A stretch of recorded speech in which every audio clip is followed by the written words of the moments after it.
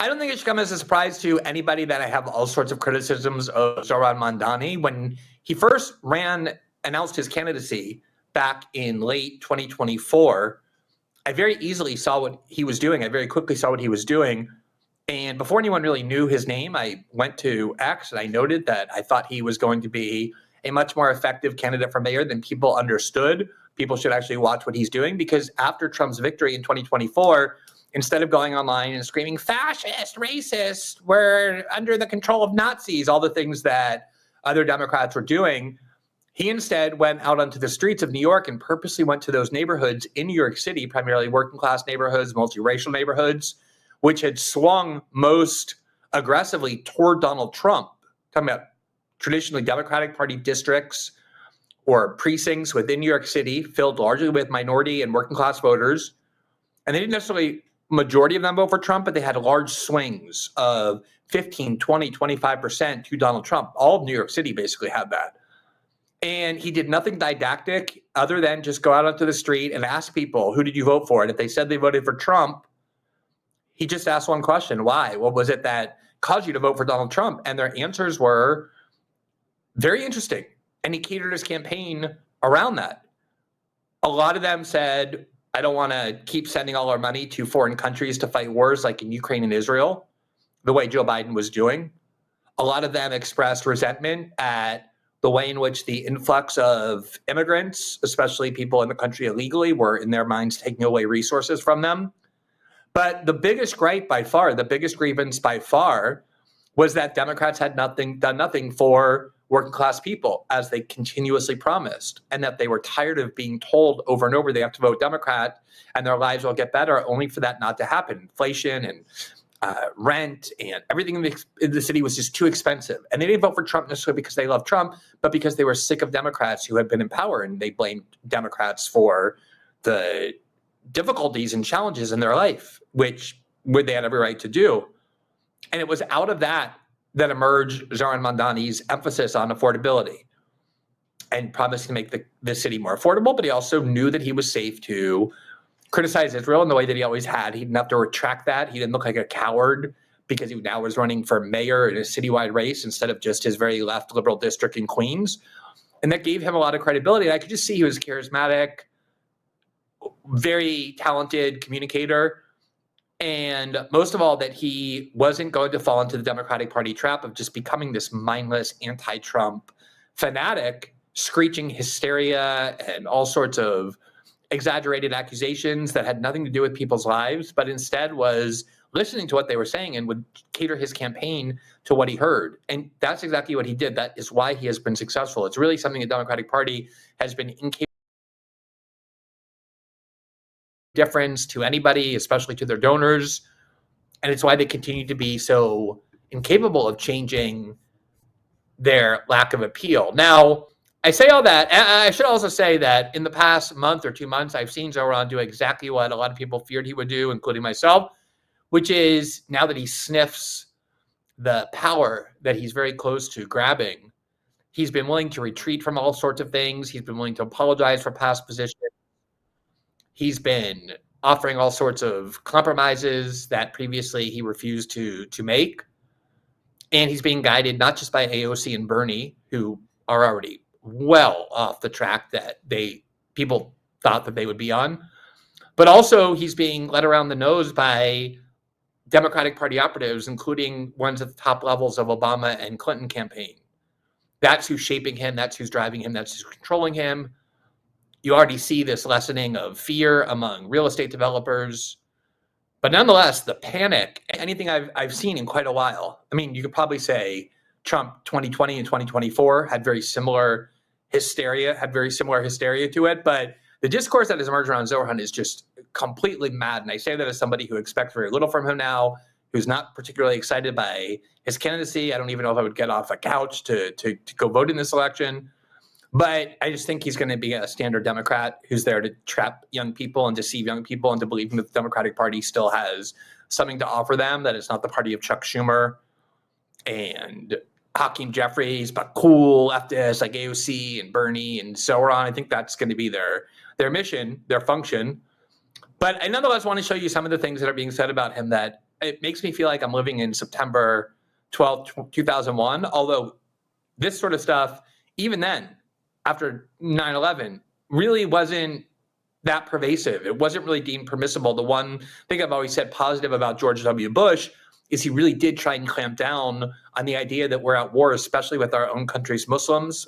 The first week after 9/11, despite being an evangelical Christian, he made it a point to go visit mosques and met with imams and emphasized over and over that this is not done by Muslims, but a very radical sect that's violent and jihadist. I think that went a long way in suppressing these sentiments, but now there's nobody like that to suppress them any longer. So this is the sort of thing we're seeing. Here's someone named Ellie Kahanim, and she's a fanatical supporter of Israel. And here's what she posted on X. I think we're going to put that up on the screen. Or maybe we're going to, yeah, there you see it. Never forget, early voting begins today. Vote for Andrew Cuomo and save our city, with a picture of the World Trade Center of the Twin Towers exploding when a plane flew into it on the morning of September 11th. Well, what is that supposed to insinuate? That Zoran Mandani is a jihadist that's going to attack New York City, that he's going to empower and side with religious extremists who want to attack New York City violently and blow buildings up? I mean, you know, I always said the reason why the Democrats' effort to depict Trump as Hitler and a fascist failed was because people look at Trump and that's not what they see for themselves.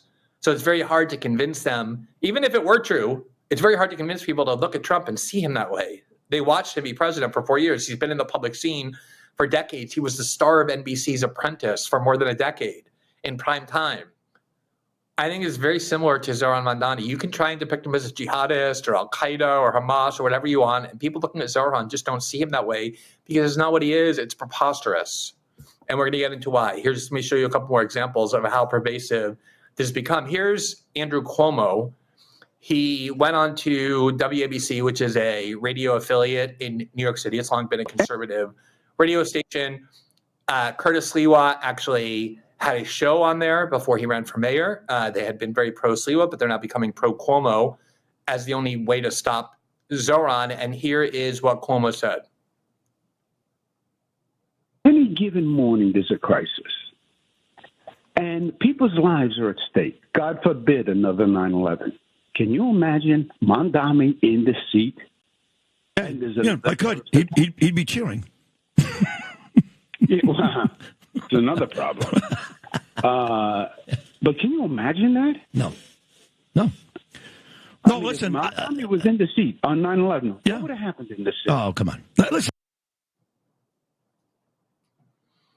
I mean, that's repulsive. If you want to say that he's inexperienced and wouldn't be able to manage a crisis, that's obviously fair game. But the implication is basically explicit, which is that, and it was actually said, not basically explicit, it was explicit, that if 9/11 happened, he'd be cheering it. He'd be watching planes fly into buildings, and he would be jumping up and down and cheering it. And the only basis for thinking that is that he himself is Muslim. Here's Elise Stefanik, who is running for governor of New York and believes that she has to be, because she's not Jewish, an even more outspoken loyalist to Israel. She, of course, is the one who made a name for herself, getting Ivy League presidents fired by demanding that they say that students don't have a right to chant from the river to the sea, that they should be censored and punished. And a lot of people on the right, despite spending a decade claiming that they're all for free speech, that they hate censorship, were cheering her, and she became very popular. Now she's using it as a springboard to run for governor. When she was nominated to be Trump's ambassador to the UN, which he only withdrew because Republicans couldn't afford to lose her in the House caucus because their margin is so small, she stayed in the House, but every day during her nomination, literally every day, she posted once a day about no topic except Israel. Every single day. She's obsessed with Israel. She's built her political identity on it. And she's very proud of what she's saying. Kathy Hochul, the current governor against whom Elise Stefanik is running, did belatedly, but nonetheless did endorse Zoran. And so she's trying to tie Zoran to Kathy Hochul. And to do so, this is the kind of thing that she's saying. Reality is Zoran Mandani is not going to get the majority of votes in New York City. We are about to have a mayor, if he's elected, that will destroy the greatest city in the world. And You know who empowered him? Kathy Hochul. It was Kathy Hochul's endorsement that has empowered the person that just yesterday went on TV and failed to call for Hamas, a terrorist organization, to lay down their weapons. We have a full-blown jihadist who has called for the genocide of Jews, does not believe that Israel has a right to exist as a Jewish state, wants to legalize prostitution, wants to abolish private property, and the list goes on. Okay. That's an absolute lie. Zoran Mandani obviously did not call for the genocide of the Jewish people. If he had, you would be hearing it every single day. She just fabricated that as a way of fear-mongering. But let me just say this. This is what's really going on here in terms of the attacks on Zohran.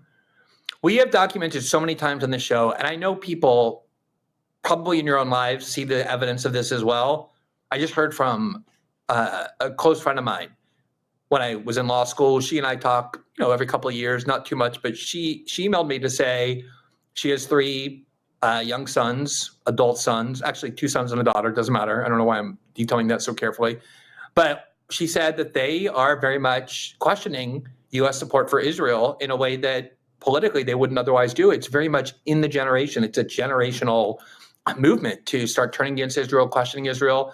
And it's become a losing battle to try and convince people to love Israel. That ship has sailed. That's not going to happen. Watch what happens to anyone who tries.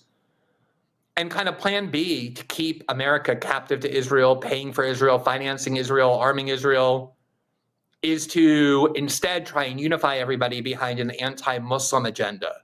Just get people constantly hating Muslims, thinking Islam is the thing that's going to kill their families.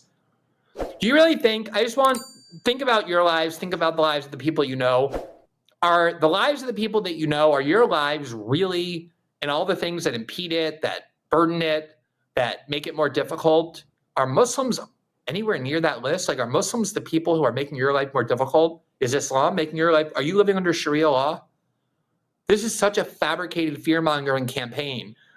And we saw some of it expectedly during after 9/11, but as I said, a lot of that got tamped down, although trying to convince people that they were endangered by Muslims was a very much part of what drove the entire war on terror, the endless wars, the erosion of civil liberties. It's always what you have to do, put people in fear to get them to acquiesce to erosions of their civil liberties. But at least there was an attack by, a few dozen Muslims that could have fueled it. Whose lives are being impeded or burdened? Our lives are being impeded and burdened by multinational corporations, by big tech, by free trade and the deindustrialization it has ushered in, by endless wars, even you could say by untrammeled immigration. But these are not issues relating to Muslims. What's happening here is that Israel loyalists, I'm not saying everybody who's anti-Muslim or worried about Islam is a supporter of Israel. There are some who aren't, but the campaign is intensifying and it's aimed at Zohran. He's such a perfect vessel for it because it's something that can unify the American right that right now is very divided over Israel. It's saying like, look, forget about Israel. We don't have to talk about Israel if you don't want. We know you're angry at Israel. We know you're tired of Israel. Let's not talk about Israel anymore.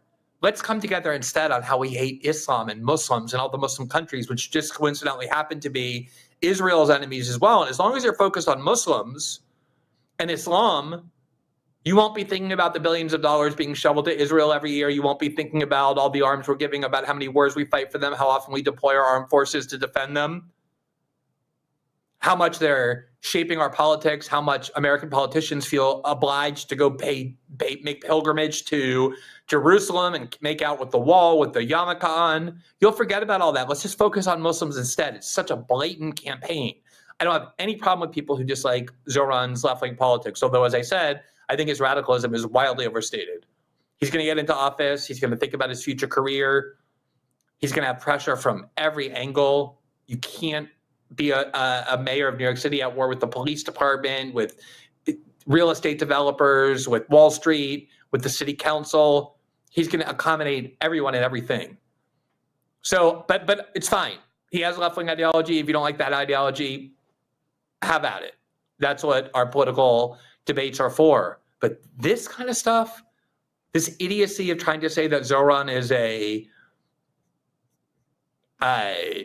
jihadist, Zohran is basically, I'll tell you what Zoran Mandani is. He is somebody who is a sort of avatar of left-wing outer borough politics, like the Democratic Socialists of America. That's where he was a member. That's what his original support became. That's how he catapulted to the election in New York Assembly. He's basically just like a standard white leftist, but he has this status that in left-wing circles gives him extra points, which is that he's Muslim and brown and from Uganda and has Indian heritage and all of that. There's nothing jihadist about him. He's been, posting things about the New York Police Department is anti-queer. He just had a big event with a drag queen. And not one of those drag queens that's like sexualized or she's not even trans, this drag queen. Drag queen just likes to dress up and sing Barbra Streisand songs and do musical theater. Just wholesome entertainment of the kind that like we've had in the United States throughout the 20th century, where famous males dressed up as women as a form of entertainment. Nothing salacious.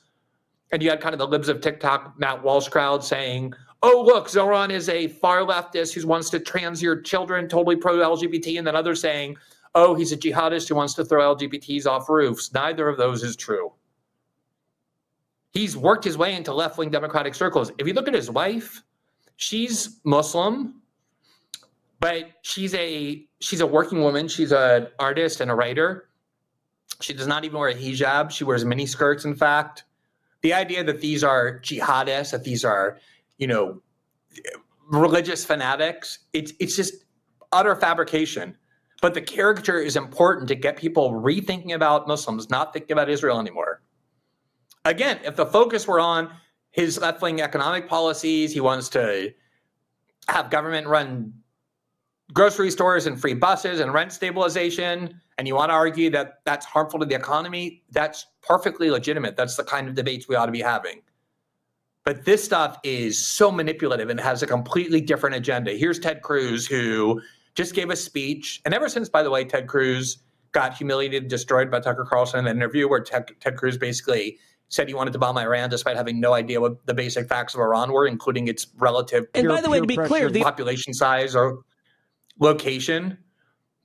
He just gave a big speech. He's obsessed with Tucker, claiming Tucker is a Qatari agent, even though there's no evidence for that. The only evidence we have of anyone being a Qatari agent is that Trump's Attorney General, Pam Bondi, actually was a paid agent for the government of Qatar. She did lobbying work. She filed FARA forms.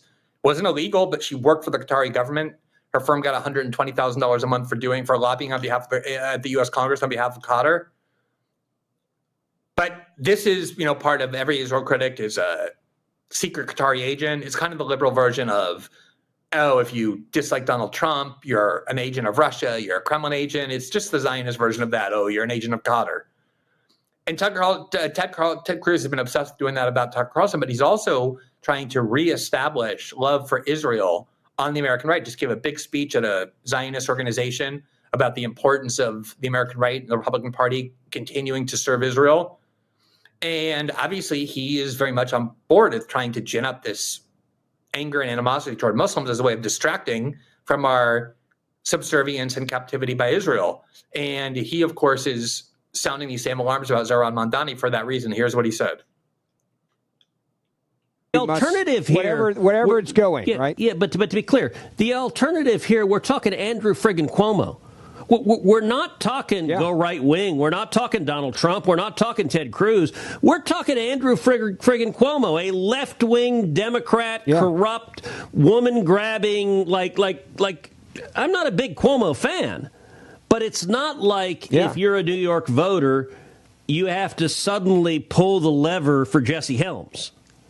And yet, given the choice between a solidly left-wing Democrat and a full-on communist, and I believe America-hating jihadist, it sure looks like, I hope these polls are wrong, and maybe a burst of sanity will pull us back. The audacity of these people begging Americans to vote for Andrew Cuomo after accurately accusing Andrew Cuomo of killing tens of thousands of old people by forcing them into nursing homes during COVID and isolating them there and locking them down. to say nothing of all of his corruption and multiple sexual abuse cases, sexual harassment cases, is obviously astounding. But I do think they would prefer Andrew Cuomo because Andrew Cuomo is a very pro-establishment, comfortable, safe choice. He's very pro-Israel, which is what this is really all about. Never bothered anyone in power, just presided over his fiefdom in Albany, was a cabinet secretary for Bill Clinton, married in the Kennedy family. He's a Democrat, but not totally unthreatening. The thing they're most scared about with Zohran is that not that there's going to be a Muslim mayor. There's plenty of Muslim conservatives that they're very comfortable with. The concern is that he's a Muslim mayor who's going to also be a critic of Israel. It's going to ratify the idea that you can become the mayor of America's largest city, no matter how outspokenly critical you are of Israel. It's going to be a further plank in the tipping point that we've reached where it's totally acceptable, infinitely more so than it was even a few years ago. Not just to criticize Israel, but to do so harshly, called it what Israel is doing in Gaza genocide. And they need to show that you have to pay a big political price. You can't be elected mayor of a major city. And that's why they're talking about things like even stripping him of his citizenship and deporting him because they're so scared. And this is all about Israel. These people, Ted Cruz doesn't care about rent prices in New York. He doesn't care about zoning laws or whether the garbage is picked up.